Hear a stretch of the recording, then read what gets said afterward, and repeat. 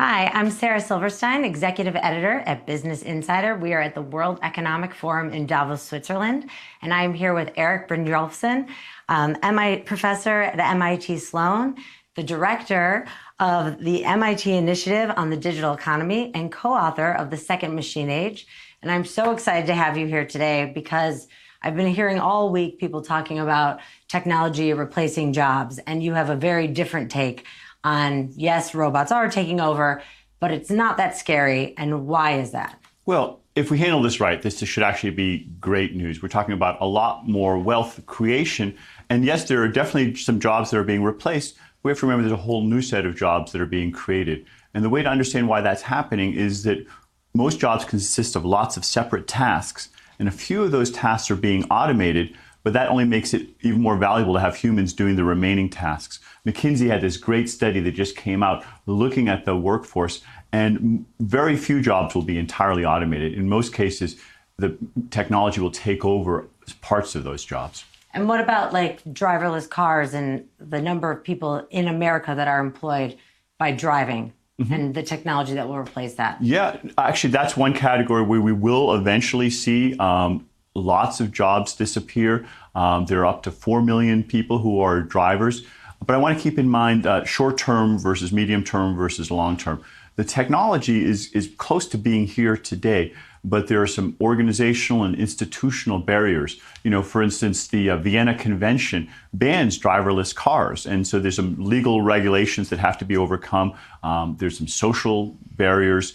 I think it's going to be decades, or at least a couple decades, before we see mass adoption of driverless cars. We'll see them in specific locations, in specific places, but I don't think we're going to see the massive job displacement very quick. And is any of the barriers to the technology that we're talking about, are any of them put into place just to protect jobs, and are any of those counterproductive? They're definitely counterproductive. I think that there's this tendency to try to protect the past from the future. In my own hometown of Boston, there's a special tax put on ride-hailing services like Lyft and Uber, and they take the money and they give it to the taxi companies. And it's sort of a rearguard action to try to freeze in the old way of doing things. You know, that's never worked in the past. It doesn't work going forward. We have to embrace creative destruction, which is the idea is that as some old jobs get automated, new jobs get created, hopefully even faster than the old jobs get automated. And if we do it right, then that is a much more dynamic economy, one that has rising wages.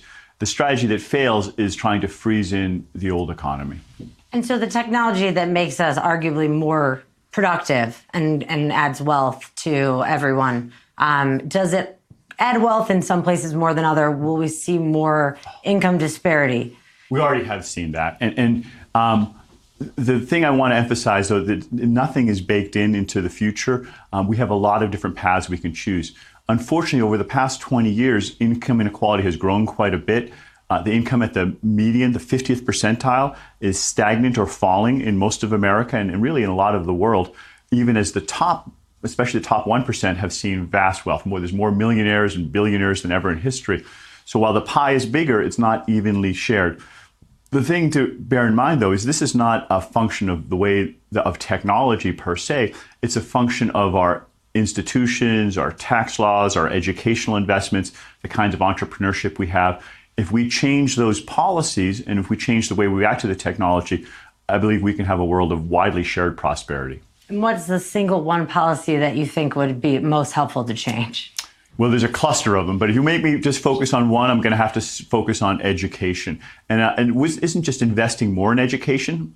Investments in education have very high returns, very high social returns, so we're underinvesting. But more fundamentally, we need to reinvent education.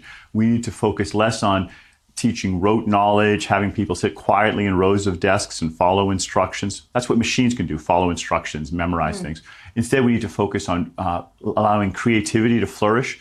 Most people are inherently creative. Kids love to build things, but we squash that out of them in much of our current education system. And perhaps more fundamentally, invest in interpersonal skills, emotional intelligence. Few people want to get a pep talk from a robot coach, but a human can connect with other people and motivate them, get them to take their medicines when they're supposed to be doing it, improve teamwork, negotiation, sales, leadership. These are all human skills that require emotional intelligence, and at least the current generation of technology doesn't come anywhere close to what humans can do. I love that. I wouldn't expect that from a machine lover.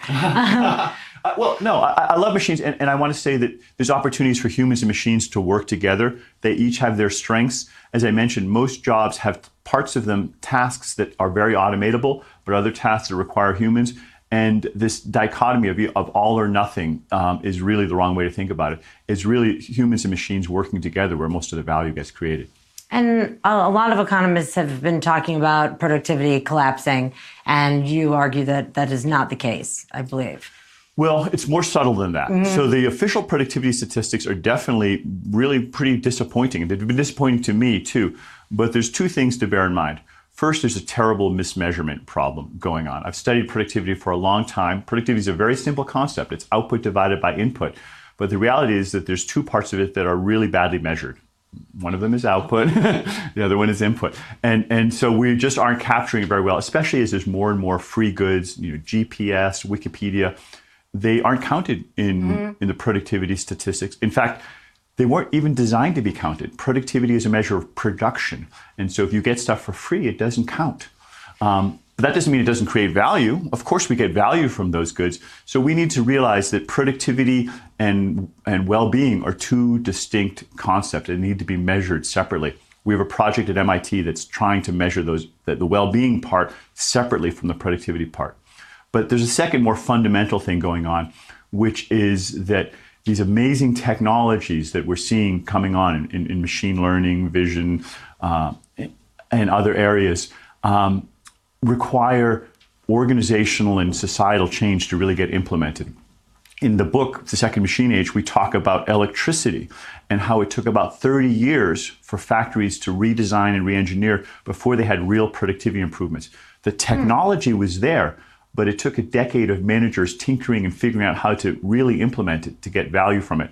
I'm hoping it'll happen faster this year, but this time around, maybe this year, that would be really fast. Yeah, I'm hoping it'll happen faster this time around, but it's not the technology that's the bottleneck. It's our ability to adapt and take advantage of the technology. And so, in a way, I shouldn't be surprised that we don't see the instant productivity benefits of these amazing technologies.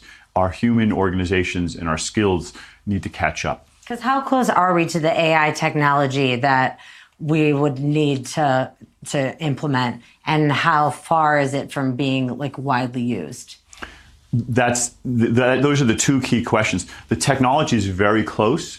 It's closer than it appears. When I talk to the folks in the labs, I continue to be amazed, even expecting to be amazed at the things that machines can already do. But that's in the laboratory, that's in certain controlled situations.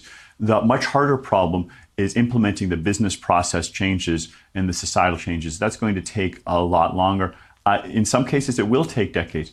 I suspect, just as a hypothetical, if the technology just froze today, nothing improved in the technology, we would have so much organizational and institutional change ahead of us that we could continue to improve our society for a couple decades using the technology of 2017. But of course, technology is also advancing. So that's, I think, ultimately an optimistic view. And do you think Trump coming into office and making a stand to protect jobs and the apparent threat of technology taking away jobs, do you think that will hinder our ability to really make this all happen? I hope not. I mean, this is a real turning point. I think it's a wake-up call. The reality is that one of the reasons that Trump got elected and Brexit and the other referendum and votes we've seen is a lot of people have not been participating in this growing pie. And there's disillusionment, there's anger. People are saying, rightly, the system isn't working for them. Unfortunately, a lot of the solutions and proposals I've heard put forth are not the ones that are going to make people better off. Blaming immigration or globalization is not the essence of what's going on here. For that matter, blaming technology is not the essence. Technology is making the pie bigger. The question is, can we put in a system that gives people the education, that boosts the kind of entrepreneurship and job creation, that has the kind of income and tax policies that lead to widely shared prosperity? I believe we can, and I hope that we don't end up demonizing technology, trade, or immigration. That would be a step backwards. Right. And if you were the best and the brightest and you're just going into school right now, what would you recommend you study? I think there are three things that I would recommend to people to take advantage of the second machine age. Broadly speaking, they all involve doing things that humans do well and the machines don't.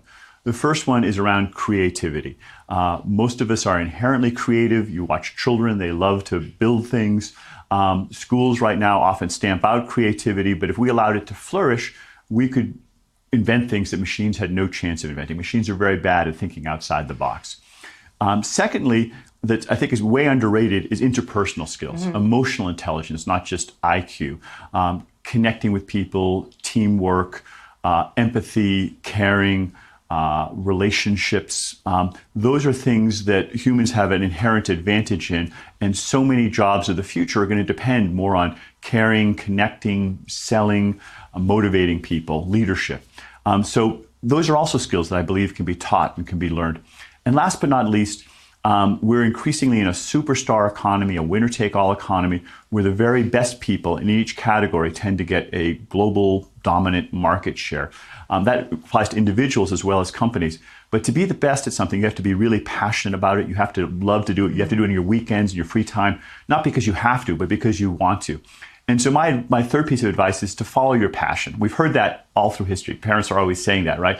But it's more true than ever, because only by following your passion are you likely to make it into that echelon where you can be a global winner, be one of the really best people. It could be a very narrow niche that you're focusing on, but whatever it is, you want to be one of those people that is, above and beyond. And that can only happen if it's something you really enjoy.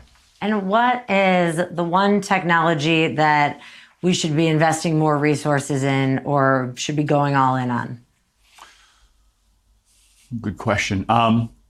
What I'd like to see us do is take some of the existing technologies and deploy them more aggressively to help with education.